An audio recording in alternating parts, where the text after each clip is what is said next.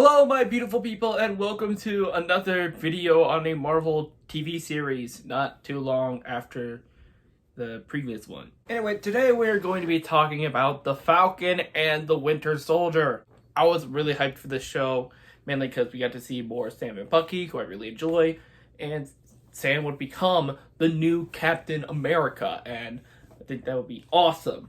Maybe get a cameo from old Steve in there, yeah, that'd be great. Old Steve did not make a cameo, and here he is dead. Regardless, I was still very much looking forward to this show. I knew that it was not going to be as weird and experimental and more mystery-esque as WandaVision was, but I was still very much looking forward to it. And yeah, I really enjoyed this show, and I thought it was really great. And each episode felt like their own little mini movie, and it was great. The advantage that this show had over WandaVision that the episodes were much longer, so we had more room for more action, more character development, and more just stuff in general, really. I'm not gonna do the same thing I did with WandaVision where I described the plot of every single episode. This time around I don't really have the time to do that, and this time around I do not want this to be over an hour long like my WandaVision video was. Seriously, that video is the longest video on this channel. And like an hour and 13 minutes of me talking about WandaVision. So the Falcon and the Winter Soldier. Basically, it's about Sam giving up the Captain America shield to a Smithsonian museum, thinking that he's not worthy to take on the mantle of Captain America after Steve gave him the shield at the end of Avengers Endgame. But it appears that sometime in between Endgame and Falcon and the Winter Soldier, Steve died and Sam gave it up to the Smithsonian, and the guys in charge of the Smithsonian said that it was the right thing to do. Meanwhile, Bucky is in therapy and he's having nightmares of when he was the Winter Soldier, and he's trying his very best to make amends with the people that he's wronged as Winter Soldier. Like, he's hanging out with this old guy whose son he killed, but he hasn't told him that he killed his son, so yeah, it's a little awkward. So Sam is trying to get a loan for his sister's boat, but even though he's a goddamn Avenger, can't get a loan on a freaking boat. And even though he is a goddamn Avenger, the banker mistook him for an athlete before he realized he was the Falcon. We'll touch on that a little bit later. It turns out that the Smithsonian gave the shield to a man named John Walker and made Walker the new Captain America. The reason being because there's this terrorist group called the Flag Smashers. They believe that the world was much better during the blip because people came together to help each other. But once everybody came back from the blip, they felt like they were being left out while the world was helping the people who've been gone for the past 5 years. Pretty much, the Flag Smashers is all lives matter. You watch the show and look at what the Flag Smashers do and tell me that that doesn't sound like all lives matter. Specifically, the one world, one people chant. That sounds like some I don't see color bullshit. The new Captain America, the show's doing a decent job at making you feel a little sympathetic for Walker. He's an old war veteran. He was in the army. Got a fun little black best friend, a black wife. He ain't racist, even though the idea, even though this whole thing is kind of racist. Like a black guy gives the shield to the Smithsonian. Smithsonian says it was the right thing to do, and then the Smithsonian gives the shield to a white dude. Bruh. Walker's introduced in like this big over-the-top football musical thing, which is such a Tony Stark thing to do. Not something that Steve Rogers would have liked at all. In fact, he hated it when he did something like that back in Captain America: The First Avenger. So, pretty sure if he saw the new Captain America doing something like that, it'd be like, God damn it, America. Even though Walker is Captain America right now, he does not in fact have the super soldier serum. The Flag Smashers, each and every member of them, they got the super soldier serum. And basically, Bucky and Sam have to team up to defeat the Flag Smashers. And hopefully, Walker won't get in their way. You can't really talk about Falcon the Winter Soldier without bringing up the racial undertones. Basically, the big reason why Sam did not want to take the shield is because he thinks that the world is not ready for a black Captain America, pretty much. And this was proven with the character of Isaiah Bradley.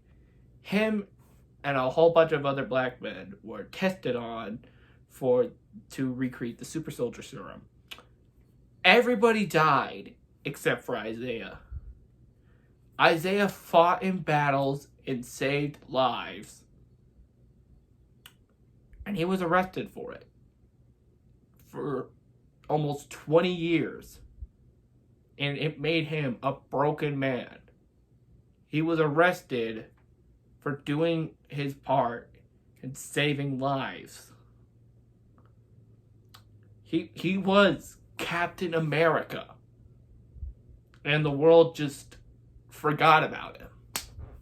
And in the 5th episode, when Sam goes to see Isaiah again, Isaiah flat out says, they will never let a black man be Captain America.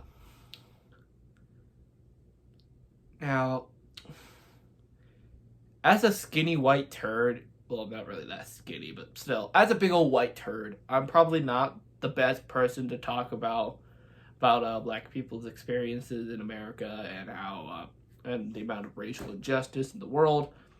But I definitely know that it is out there. It's still happening even after all the shit that's gone down, like all this crap that's happened over the last few centuries.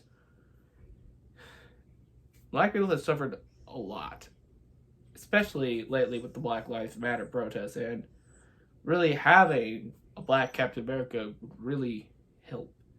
But even in universe, Sam knows that a lot of people will come after him and hate him just for carrying the shield.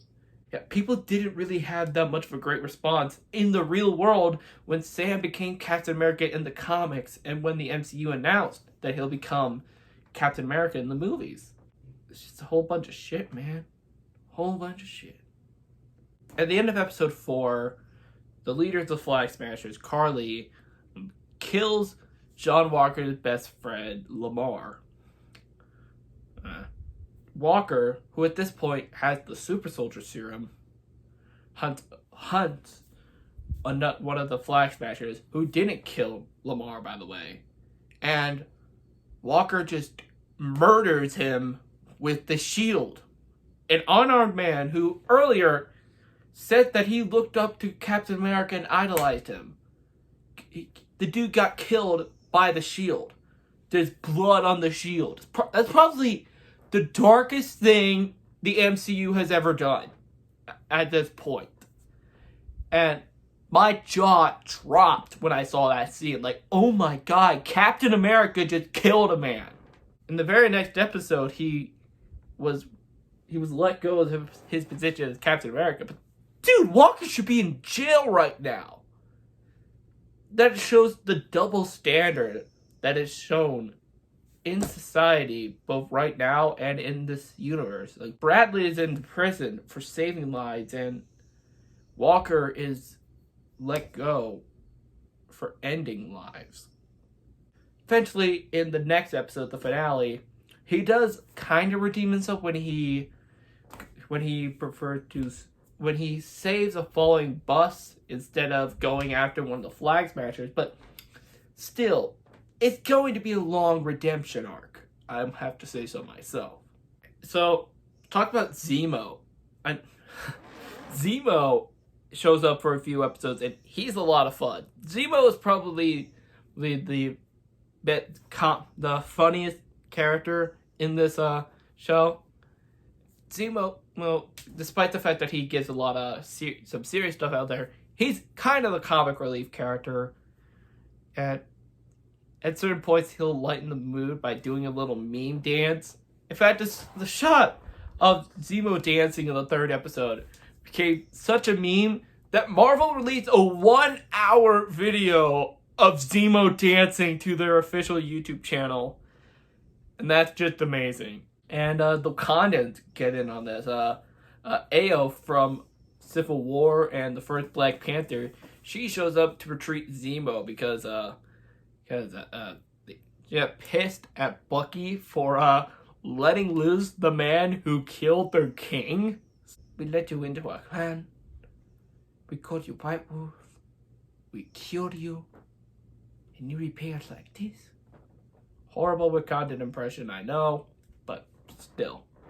Speaking of Zemo, he brings up a very good point that, with the exception of Steve Rogers, everyone who's ever had the Super Soldier Serum had the ideals of a supremacist.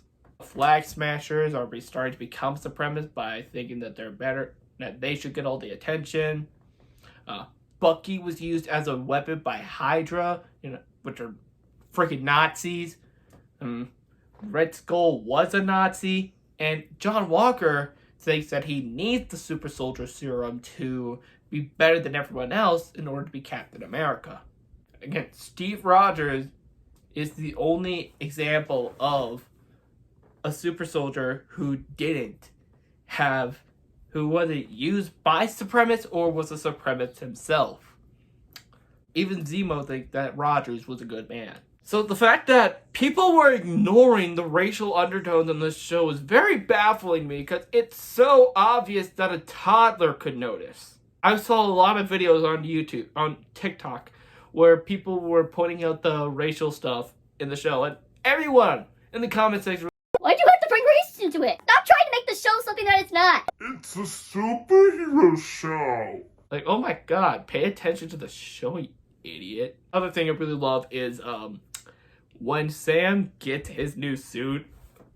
Oh my god, it is freaking beautiful, man. It looks amazing. Probably even better than how it looked in the comics. Like, oh my god, I love that so much.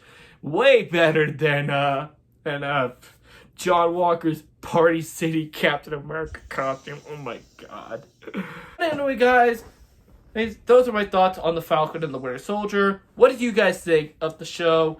What do you think is better, WandaVision or the Falcon and the Winter Soldier? Please let me know down in the comments below. Sorry that this video was a little bit unorganized. I didn't want to go into the full plot synopsis of every episode. I just wanted to talk about the highlights and of the show that I really enjoyed. Anyway, guys, I will see you later. Bye!